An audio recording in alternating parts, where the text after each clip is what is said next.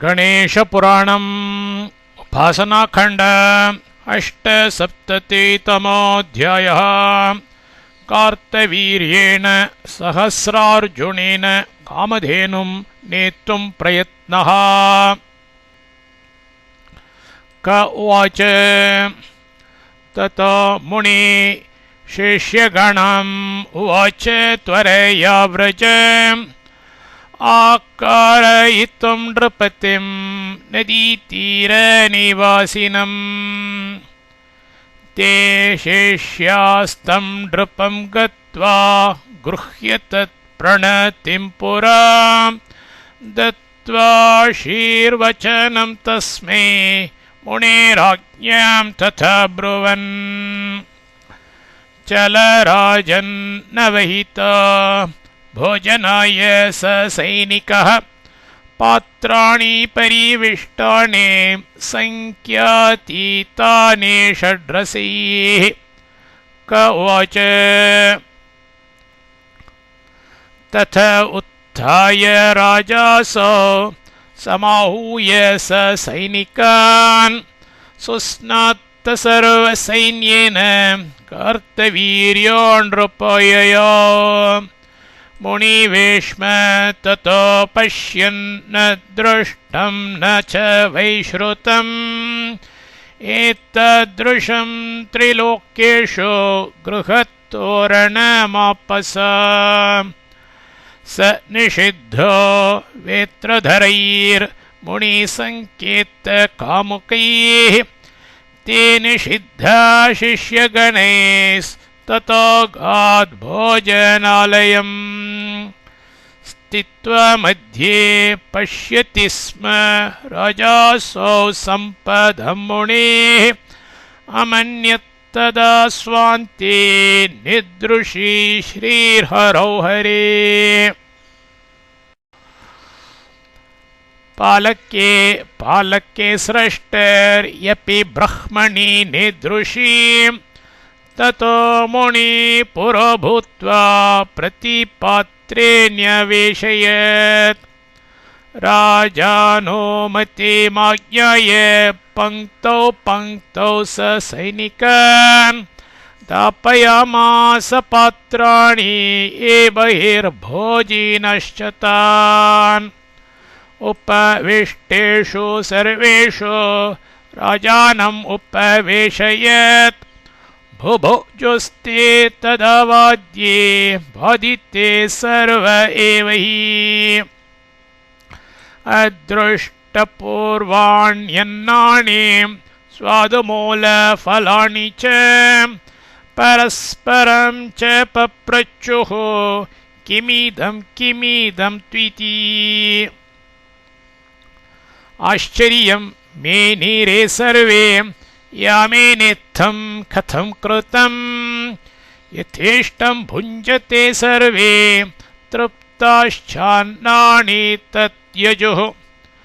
ते प्रक्षालनपात्राणि प्रतिपात्रे न्यवेदयन् मुनिशिष्याञ्जलं चापि शलाका अपि चारवः। गजाश्ववृषवृन्देभ्यः शिष्याशेषान्नमर्पयन् ततोऽन्यस्मिन् गृहे सर्वे विस्तीर्णे कृतसंस्तरे। इक्षुद्राक्षाम्रपणस दाडिमाणि बभक्षिरे एला लवङ्गकर्पूर चूर्णखादिरपूगकान्। जगृहुर्मुनि दत्तांस्ते नागवल्लीदलैर्युतान् ततो ददावलङ्कारान् वासांसि च मुदा मुनिः। तेभ्यो यथार्ह सर्वेभ्यो राज्ञेनर्घैतराणि च। मुनिरुवाच किं मया भोजनं देयं मुनिना वन्यवृत्तिना। अवाप्त सर्वकामाय राज्ञे ते विष्णुरूपिणे यशोकारी त्रिलोके मे त्वया मद्वाक्यकारिणा जमदग्नेर्गृहे राज्ञा ससैन्येन भुजीकृत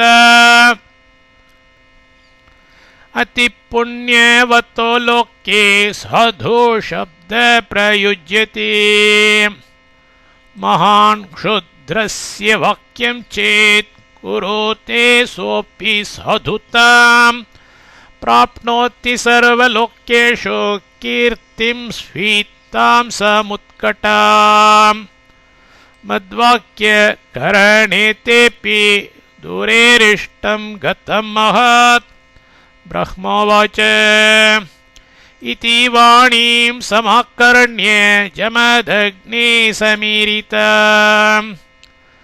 पप्रच्छ राजा तं तत्र विस्मयाविष्टमानसः राजोवाच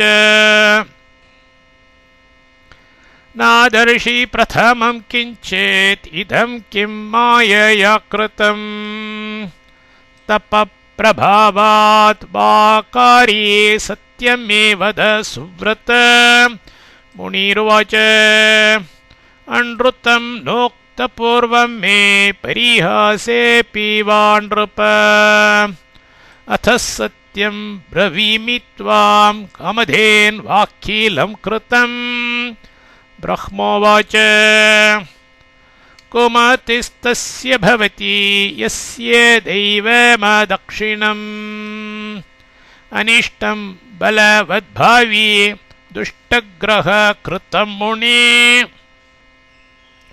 भुक्त्वा तृप्तोऽपि राजासौ सम्यक् सबलवाहनः आदाने कामधेनो स मतिं चक्रे ब्रवीदिदम् राजोवाच मुनीनां शान्तचित्तानां कन्दमूलफलाशिनां मनसा सृष्टिसंहार कर्तॄणामस्पृहावतां जितेन्द्रियाणां विज्ञानां नेक्षेधेन्वा प्रयोजनम् वन्यमारुतभक्ष्याणां मोक्षसाधनकारिणां वेदाभ्यसनशीलानां सम्पदा किं प्रयोजनम् शास्त्रपाठनशीलाम्नां धर्मशास्त्रार्थवेदिनां योगाभ्यासरतानां च कामधेनो प्रयोजनम् कार्यासमहते स्यात्तु महद्वस्तु महद्गतम् अरण्यवासिने तुभ्यं महद्रत्नं च नोचितम् तस्माद्येया कामधेनुं मम ब्रह्मन् मुदा त्वया मयि स्थिता तवैवास्ति चेतसि त्विति धार्यताम् मर्यादा रक्षतां ब्रह्मन् उक्तमेवं पुरस्तव नो चेद्राज्ञां किमग्राह्यं लोकेषु बलशालिनाम् स्वराष्ट्रे परराष्ट्रं वा चतुरङ्गबलैः सह ब्रह्मोवाच श्रुत्वैवं वचनं तस्य कार्तवीर्यस्य दुर्मतेः प्रतिजज्ज्वालरोषेण जमदग्नेर्महामुनिः सर्पिषा बहुलेनैव जातवेदा यथा द्विजः उवाच रक्तनयनः शिक्षयन्निव भूमिपम् मुनिरुवाच साधु शुद्धि महान् राजा प्रार्थितां भोजनाय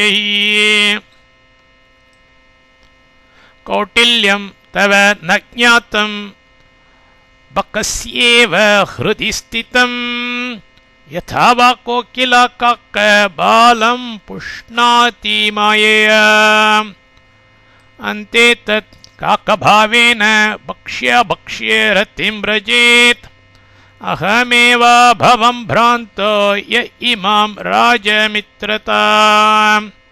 न दृष्टां न श्रुतां लोके नानुभूतां च केनचित् न दृष्टां न श्रुतां लोके नानुभूतां च केनचित् इति श्रीगणेशपुराण उपासनाखण्डे कार्तवीर्योपाख्यानं नामाष्टसप्ततितमोऽध्यायः।